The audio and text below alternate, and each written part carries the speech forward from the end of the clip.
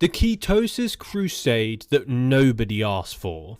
Let's be very clear from the start. I'm not here to judge Remco Evenepoel. I'm here to judge his team's extremely questionable idea of dipping a world-class Grand Tour Championship hopeful into the metabolic equivalent of a midlife crisis juice cleanse.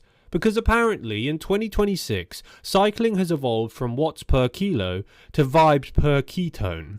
According to the latest articles and performance insights from the lab scientists in white coats who apparently now run cycling teams, Remco and Red Bull Bora Hansgrohe are experimenting with carbohydrate restricting training sessions in order to, quote, trigger deeper metabolic adaptation. Adaptation.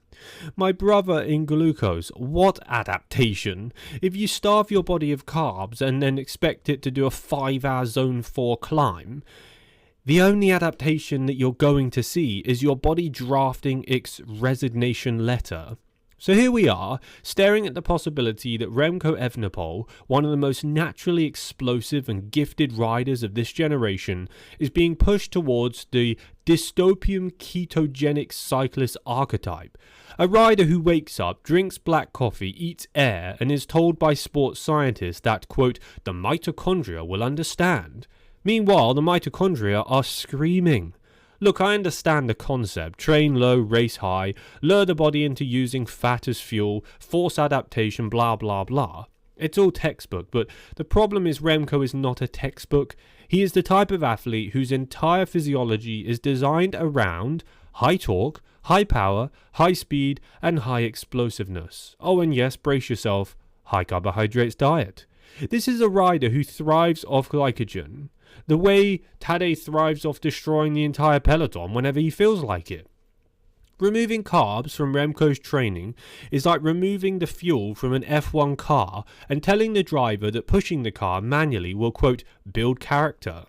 Yet here we are. The team seems to be tiptoeing towards the idea that maybe Remco should occasionally train in a, quote, glycogen-depleted state. That's a nice way of saying, we made Remco wake up at 5 a.m, eat nothing and go ride until he could see sounds. The sarcasm writes itself. I swear parts of the cycling world have just lost the plot. The scientists are starting to think that athletes are experiments, like they're in a lab or something trying to unlock the secrets of power, instead of training a rider to climb mountains without collapsing.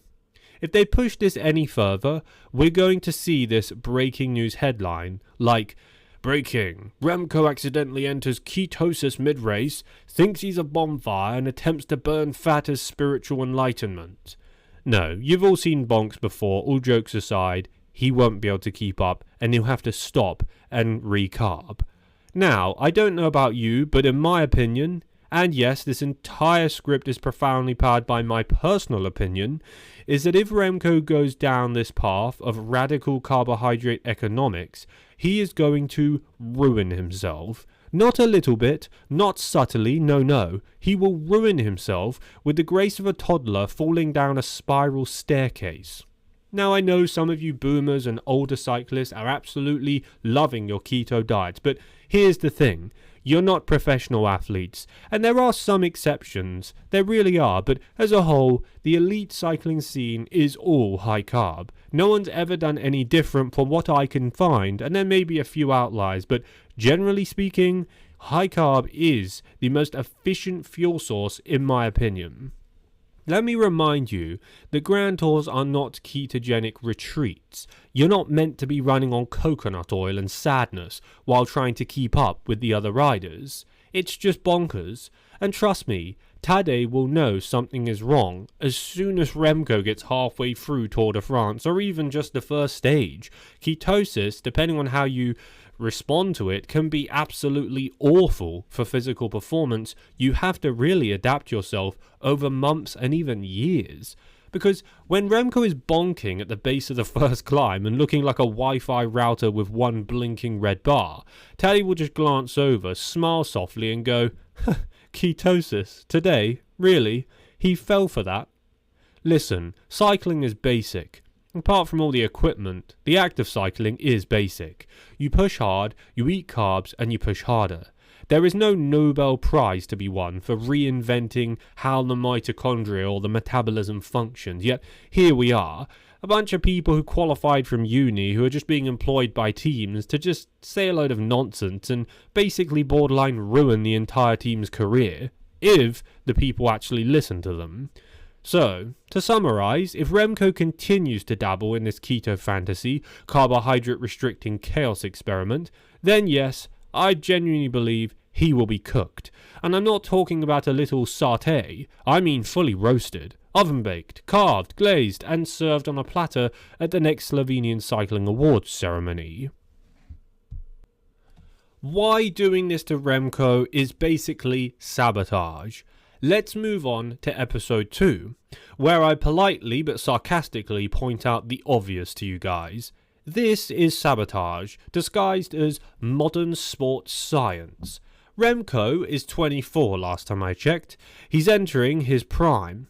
He is supposed to be doing peak carbohydrate loading, peak glycogen restoration, peak fueling like a furnace preparing to destroy mountain passes. Instead, his team's bright idea is, let's see what happens when we remove carbs and hope he becomes a better climber. Hope? Hope? You don't run a world tour team on hope. Hope is for lottery tickets, first dates, and people who think they can build IKEA furniture without crying. Let me emphasize again, this is my opinion. If Remco keeps cutting carbs, his career will start spiraling faster than a cafe racer descending, steviol after 5 espressos. Here's the thing. Remco is explosive, like absurdly powerful. He is a human firework, pretty much. He is what output chaos incarnate. Remove carbs and see what happens. His explosiveness will be gone. His power peaks will fade, his recovery collapses, his morale plummets, and his ability to handle repeated surges evaporates. Because carbs don't just affect your physical performance, they'll affect your mental clearness, clarity. Blood sugar is very important. And if he can't go over to ketones, then he will really struggle and end up probably getting health problems. Suddenly, he just becomes something he has never been. Average. And Remco Evenepoel is not built to be average. Meanwhile, look at Tadej Pogačar, the man who will destroy any rider within a 100-meter radius of a carbohydrate source. Tadej eats rice cakes like a religion, Haribos, pasta like a sacrament, and he fuels aggressively and races aggressively. You do not beat that by restricting your carbs, unless your goal is to be dropped so violently that your bike questions its life purpose. Imagine Remco just attempting a Tour de France mountain stage while lightly fasted. Imagine the commentators. Here comes Remco Evenepoel, looking pale. I think he's running on fumes, Bob. Yes, Phil, the team says he's metabolically adapted. Adapted to what? Fat metabolism is wonderful, for endurance, for low intensity, and for weight loss. But here's the thing. For a 30-minute threshold climb at insane watts, or for responding to Tadej's 60 attacks per hour, bridging gaps in breakaways, or even time trials, which he's just the king at, you need carbs. You need them in wheelbarrow quantities. And here's the real kicker. If Remco continues with carb restriction during his races, he won't just be bad, he will be dangerously underfueled. Decisions get sloppy, handling gets worse, reaction times slow, nothing screams DNF louder than a brain running on ketones when it desperately needs glucose. But hey, what do I know? I'm just a sarcastic narrator, watching one of the most naturally gifted cyclists being fed into an experimental metabolic blender. Yeah. Thanks for watching today's video. Make sure before you go, you comment down below your opinions in the comment section and leave a like on the video for good luck. This is just absolutely bonkers. I cannot believe that he is actually going to go along with this. If you want, you can look at the article by Cycling News. They did a great article on this only, I think, a few days ago. It's where I got this information and I was just reading it in utter awe. Please subscribe to my channel to stay up to date with the latest cycling news and drama, and I'll see you guys in the next one.